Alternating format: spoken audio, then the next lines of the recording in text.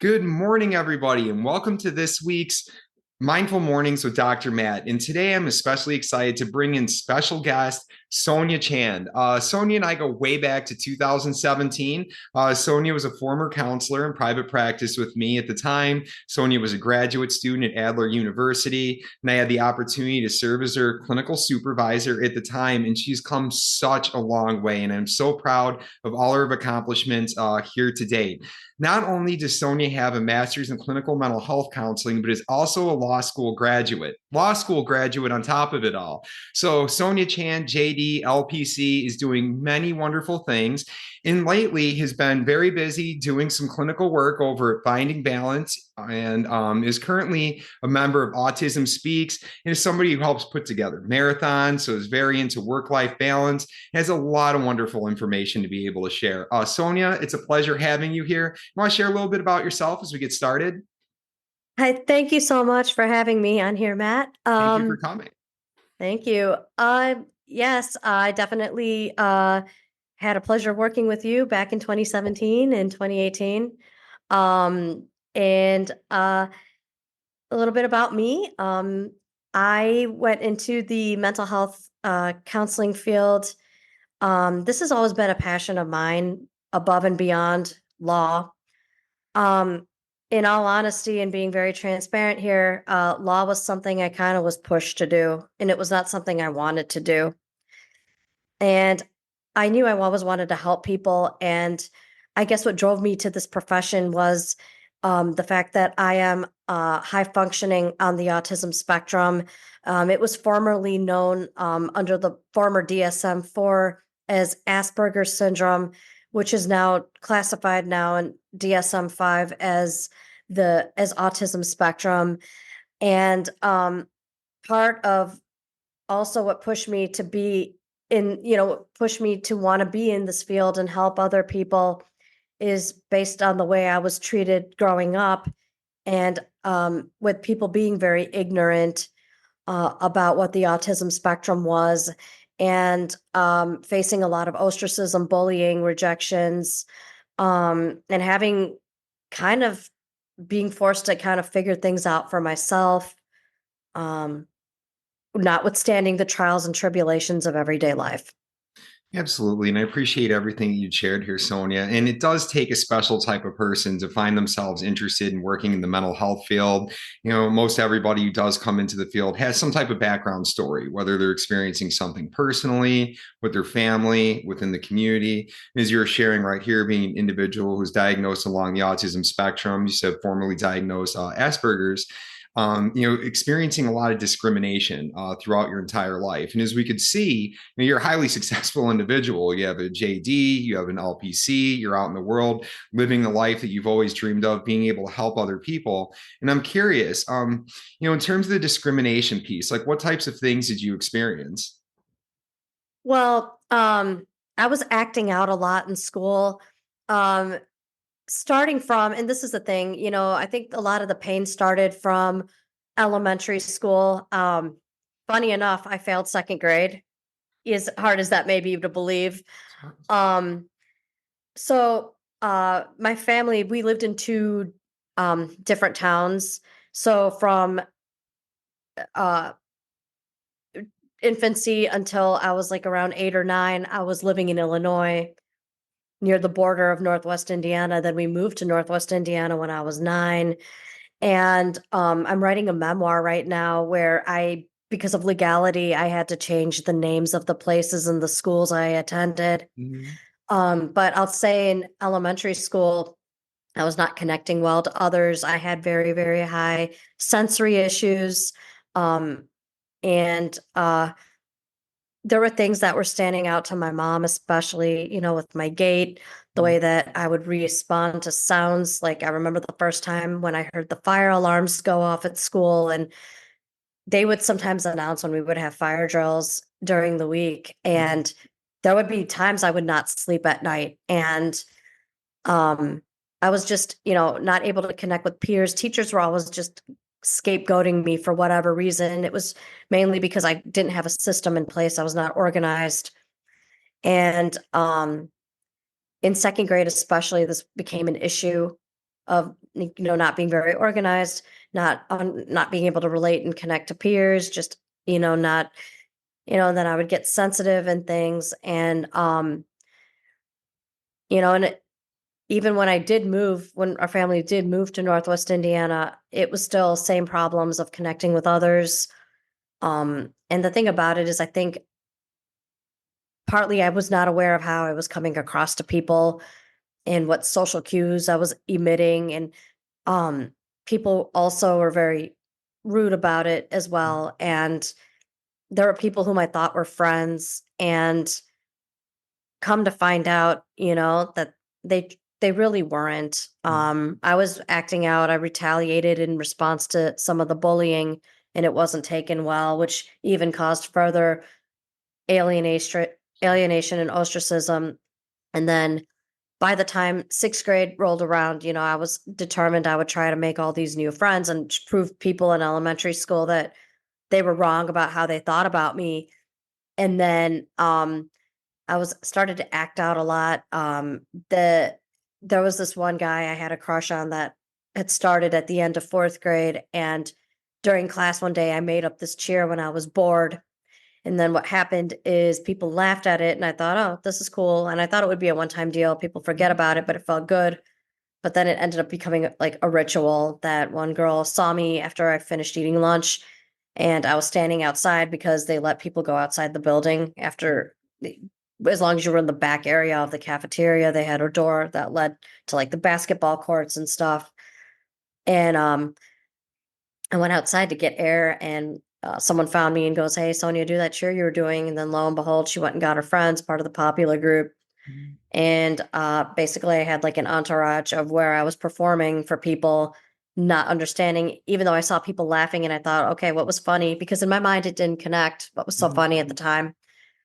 And then, and I was doing this because I thought I was going to get friends. I was getting friends. I was getting cool. I was not that girl like in elementary school who was left out. I try to win friends over by having birthday parties, not to really be invited to anything. People whom I thought were friends, lo and behold, come fifth grade, I was not invited to the birthday party, right? Like it was just, but who was invited? All the mean girls, right? All the other girls were invited. And these, and stuff like that. And I just feel like, I was doing that in I didn't realize the negative attention I was getting until my mom called the school, because what ended up happening is during band there was a area we got to do this had this opportunity come where we got to be in color guard out on the football field during a halftime show, and for the high school football team. And so I did the color guard routine, and then after I was finished, I was standing by the bleachers, and my mom was kind of turning off her VCR because back then, right, no phones, no cameras. This was It was different back 1994. then. 1994, none of the cool stuff, right? So we had the VCR, that old school VCR camcorder thing. So she was, turning it off, making sure it was saved, whatever. And a whole group of guys came up to me and goes, "Hey, Sonia, do your cheer and do it now." And and in unison, in like a mantra, they were like, "Do it, do it, do it." And people from the bleachers were looking over. My mom came and told them to leave me alone. Then she was like, "Sonia, what is this? Do it now." And I didn't tell her. I was like, "I really don't know." But she was smarter than to believe me. So she called the school and reported the situation. Then the assistant principal told her, "Yeah, I'll try to figure out who these people are, but one thing you have to understand is your daughter likes to do this stuff for people." Now, if I would have known what this was going to lead me to, I would have not done it. But the thing about it is, I didn't know any other way to make friends, and I was very naive and gullible. And part of being naive and gullible is, well, that's part of being on the spectrum as well. And I feel that, and then and I just feel like that was very misunderstood. And then so because of that misunderstanding, and when things started to finally click, people were told to leave me alone. Teachers started intervening more. Um, I started getting very depressed. And I think a lot of this depression was because I was ashamed of myself. And it was a shame for me to walk in that school. And I started feeling so ashamed that I started talking about suicide a lot and talked about fake attempts to people, out of my, I guess, desperation at that point. I was forced to take a 2-week leave of absence to get a psychiatric evaluation. When I came back, the school started having meetings with my parents, and the first meeting they had, they wanted to get rid of me. And then they wanted to send me to a school for troubled children, basically. And then my dad kind of had to beseech them to keep me for a week. And then the second meeting they had, the school said the psychiatrist, they had to take the psychiatrist who was treating me to be an advocate. And the school said basically the same things, like Sonia's not fit for our school. Um, it's not a place for people like her. And they wanted to send me to a neighboring township where they sent kids whom they've expelled from the school district, had severe learning issues. The people that the school didn't want to deal with because they were so busy being a 4-star school. It was those kids that they just wanted to get rid of, was that they didn't want to deal with because they wanted to upkeep their own image of being the stellar and holding down the fort. And so the psychiatrist advocated for me to stay, but then what the school did is they put me under restrictions. So every morning I'd have to report to the resource room. I'd have to wait 5 minutes after the bell rang to go to my locker to get my stuff, go to class. I'd be escorted to class. 5 minutes before the bell rang, I'd be escorted out of class. I was not allowed to be in the hallways during passing periods. I was not allowed to be left alone in classrooms. Like if the teacher had to step out and make a copy of something, I had to go with her, or him. I was not allowed to walk to the resource room by myself.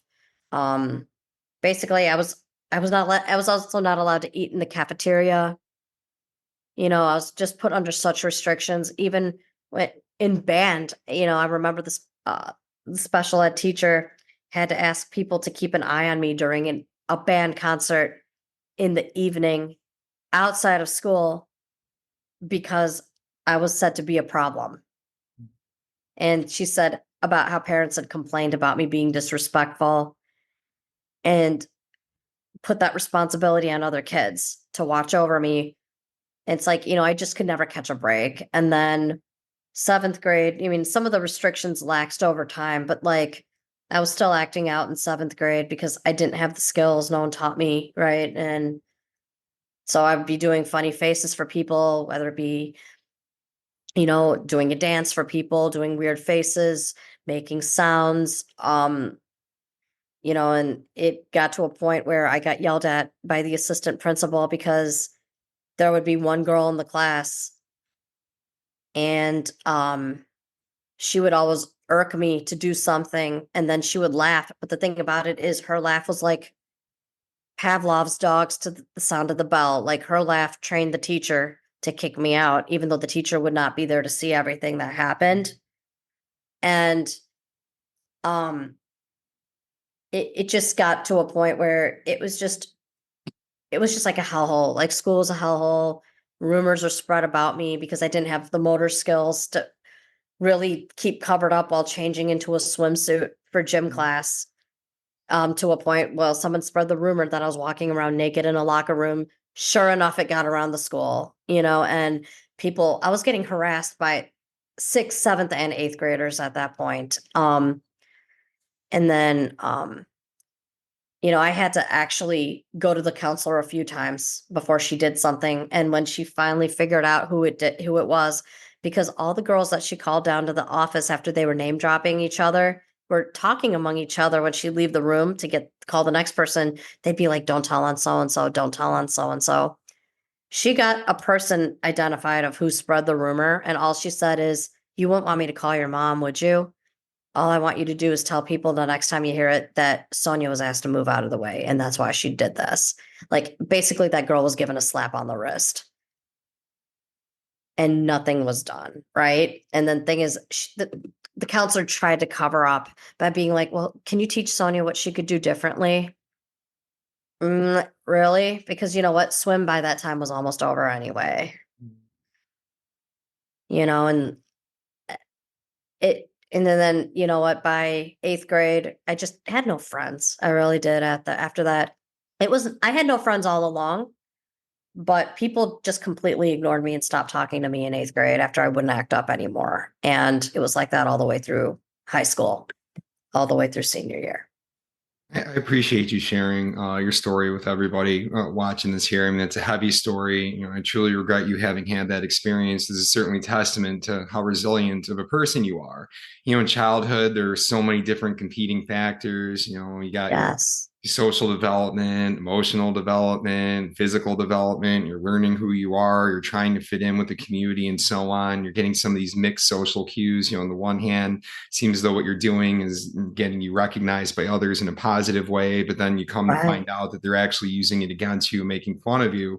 What's even more challenging is that, the adults, the people who are supposed to be there to protect you, were essentially not doing their job, and you were being treated Right. like a criminal the entire time. And I chuckled a Exactly. little bit before about back in the day with the VCR and the big camcorders and things like Oh, that. yeah. But despite all the advancements that we've made as a society and our understanding of what we know about the autism spectrum and so on, your story, and this is your story, and I don't want to minimize it, but unfortunately is not unique.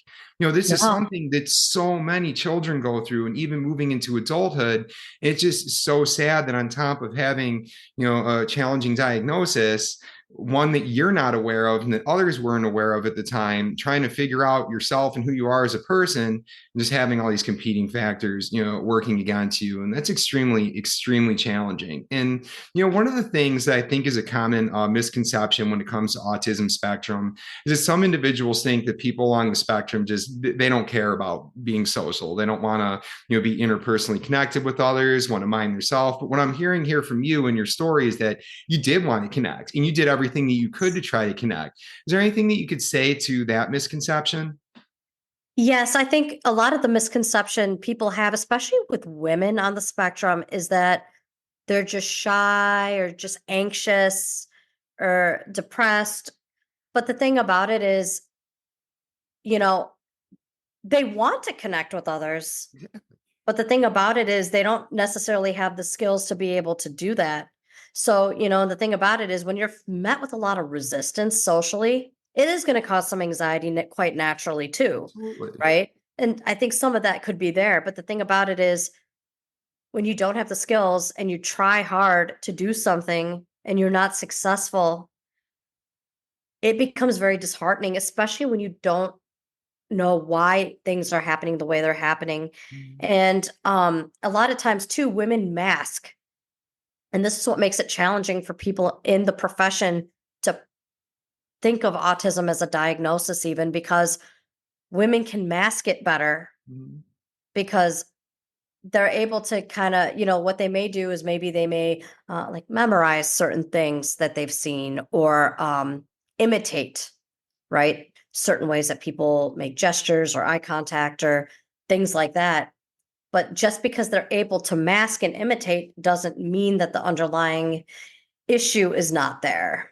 Well, absolutely. And, on that note, we're especially seeing lately, increased, increased frequency and prevalence of autism spectrum diagnoses, but we're also seeing a lot of late onset, or we're seeing later diagnosis. And when taking a look at the numbers, we do oftentimes see that, women can be diagnosed even later than their male counterparts. And I think that you spoke to that quite well, in terms of the masking ability. And so you shared your story through childhood. You weren't aware, of the diagnosis. Family wasn't, the school wasn't aware of the diagnosis. So I'm curious, at what point in your life or your development did you become familiar with your condition? So we had a family friend. Well, she became so the teacher I had in 4th grade, she became my tutor in 5th grade.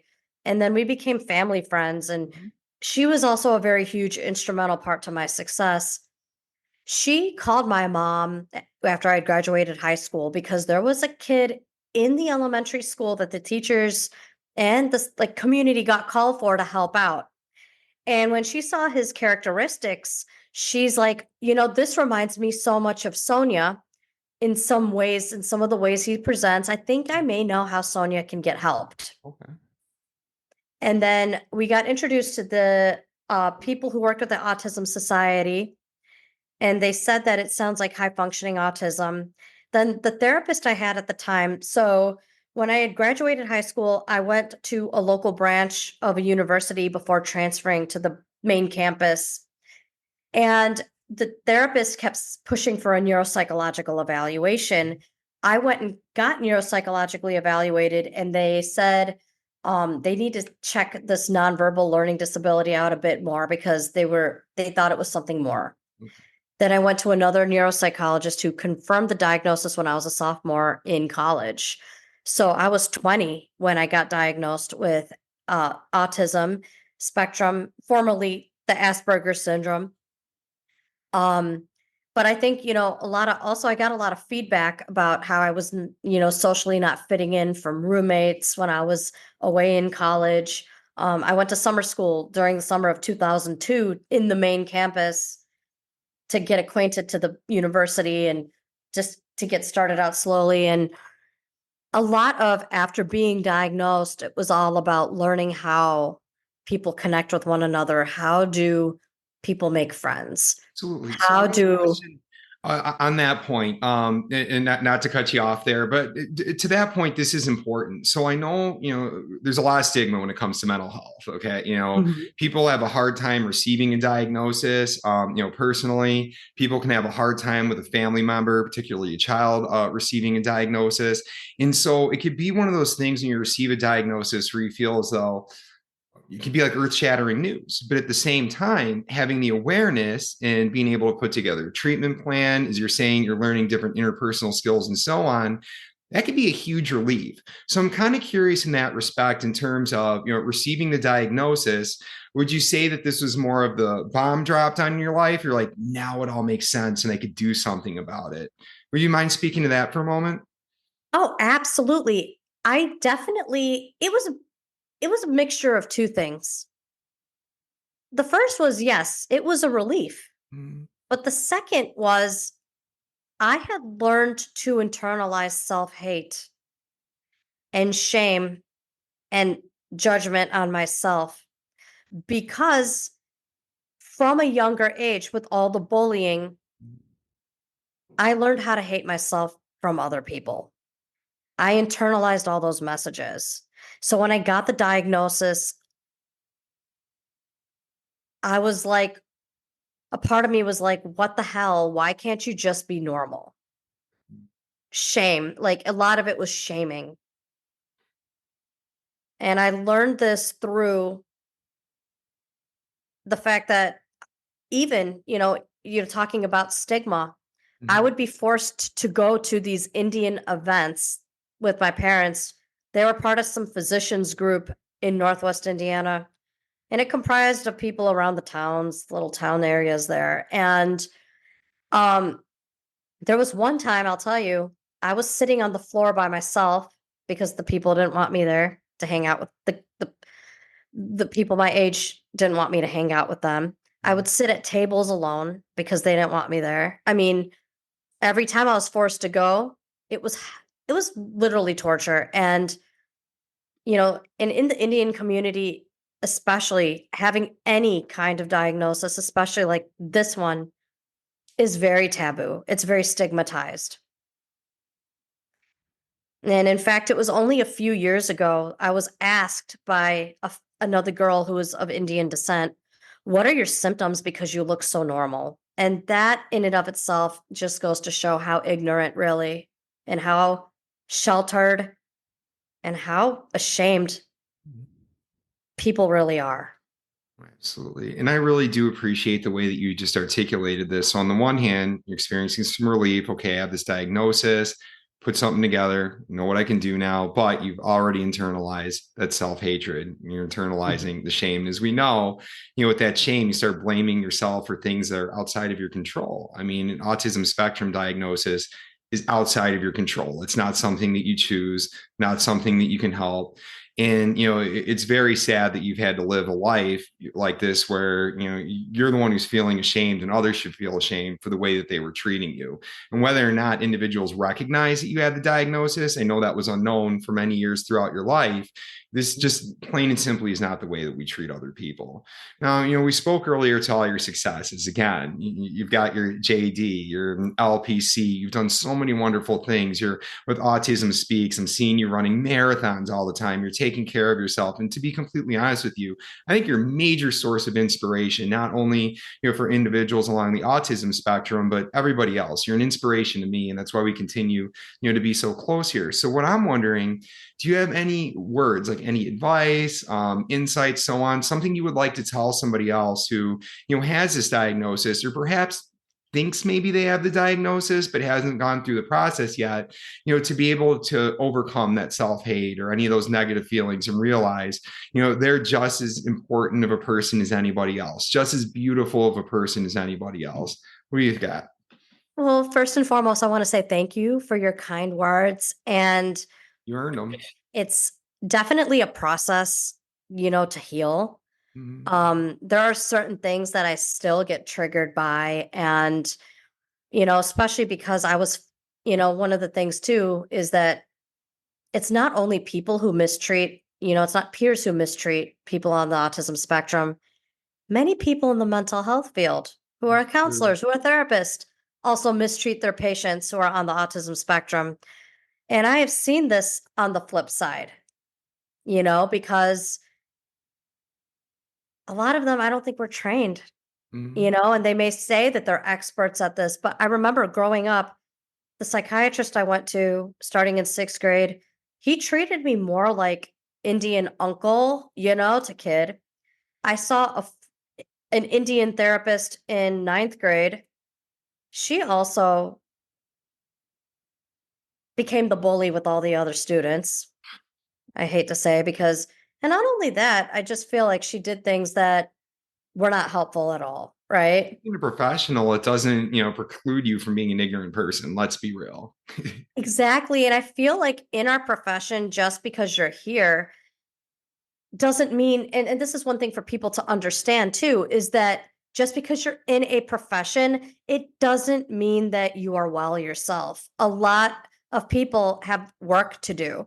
And I feel like the more ignorant a person is, the more bullish they're going to be. And I've seen this with all different kinds, not only just the Indian therapists, but even therapists who had a kid on the spectrum, people who identified, as a different sexual orientation, and was, you know, a part of their promoting of their practice was that they understand, they're more empathic because of, but truth is, when it comes to ignorance, and I know this is going to sound controversial, but I don't care. That's the point. It doesn't cut across, right? It goes across all bounds, Mm-hmm. right? So it doesn't matter what religion you are, what skin color you have, what sexual orientation you practice or follow. It doesn't matter. It really, what ignorance is ignorance at the end of the day. And yes, are there certain people that have had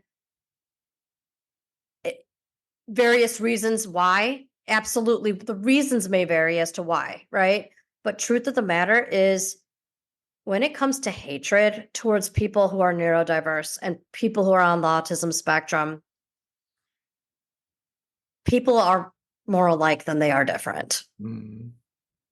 And I appreciate the way you articulated that. And there's nothing controversial about anything that you just said, because ignorance is ignorance. And, there are appropriate and inappropriate ways of treating people. And as you know, I'm not a specialist when it comes to working with autism spectrum. I'm not an ABA therapist. However, I have had my opportunities to work with many different clients along the spectrum.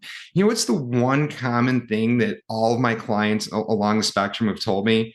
Matt, wow, you're the first person who's listened to me.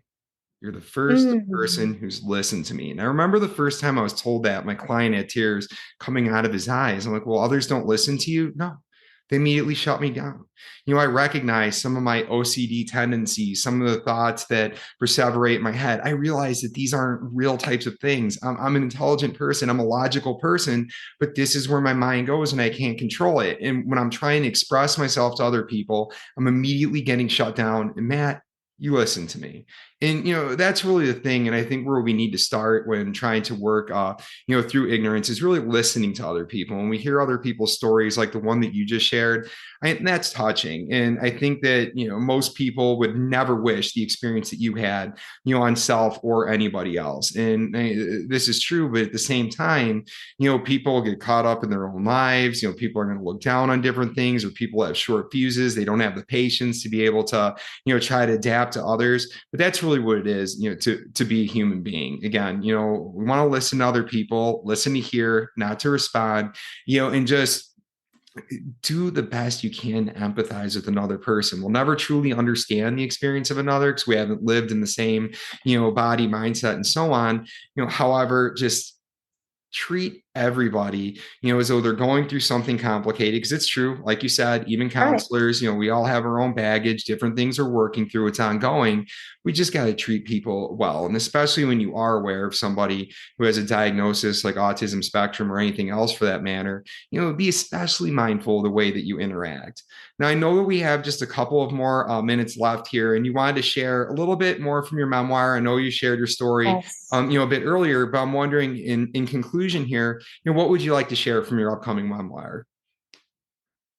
I was wondering if I could go ahead and start reading the introduction. Please do go ahead. Yeah, we can conclude our podcast here today with you reading through the intro. That would be And great. and this also goes into also some of this people going through this journey. I give a lot of key takeaways in my book. Part of this is part memoir, part of this is part instruction. But one of the things is for anybody, and I will say this, anybody who is going through something right now, whether you're on the spectrum, whether you have another kind of neurodiversity, whether it's um, even like OCD, social anxiety, um, anybody with any kind of like depression, bipolar, just one thing to remember is that you're not alone. And these things can be your superpower. And the thing is, people are going to tell you people are going to be people, and some people, or a lot of people out there, are not going to be nice about it for whatever reason, especially when you're on the autism spectrum. But at the end of the day, you also can choose how you want to use the words that were thrown at you, because you have the power to use what was said to you and use it as ammunition to build your fort. Or you can be drowned by the words, but it does get heavy at times. It's not as easy as it sounds, but it takes time to come to an acceptance of who you are and accept that you can, in fact, use autism as a superpower. Okay, so with that, I would like to just start. Opening caveat, she's different from us. It is 1989. Every fall comes Diwali, the Hindu New Year. That Monday, October 30th, 1989, I went to school dressed in my usual school uniform. However, the day before, my family and I celebrated the Hindu New Year called Diwali. My parents thought it would be a great idea for me to bring in a box of chocolates to pass around to the class and for me to give them a short presentation about Diwali.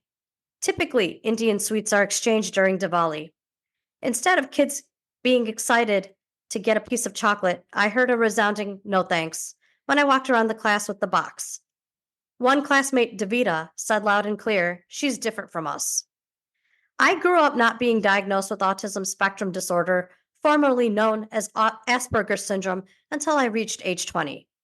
Being called names like weird and different and made to feel like I don't live up are not anomalies to me. A lot of times, people can be quick to judge and call someone weird when they don't have an understanding about why a person is the way a person is. Particularly, we think of the time period of the 80s and 90s of when I was growing up, how mental health was perceived. It is much different. It was a much different vibe and less openly discussed than it is today. The mentality of It's all in your head, very much rang true back then. However, for me, it's all in your head takes on a different meaning because autism spectrum is neurological. The brain is wired differently. To say that the road was dark and lonely would not even begin to encapsulate the intensity of feelings. What is it like to be on the autism spectrum? It is very much like being dropped in a maze trying to figure your way through to reach the other side.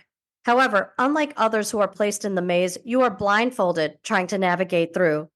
Other people who are fully capable of seeing can pick up on visual cues from others or look at the path that lies ahead of them to help them gain clues as to what direction to follow.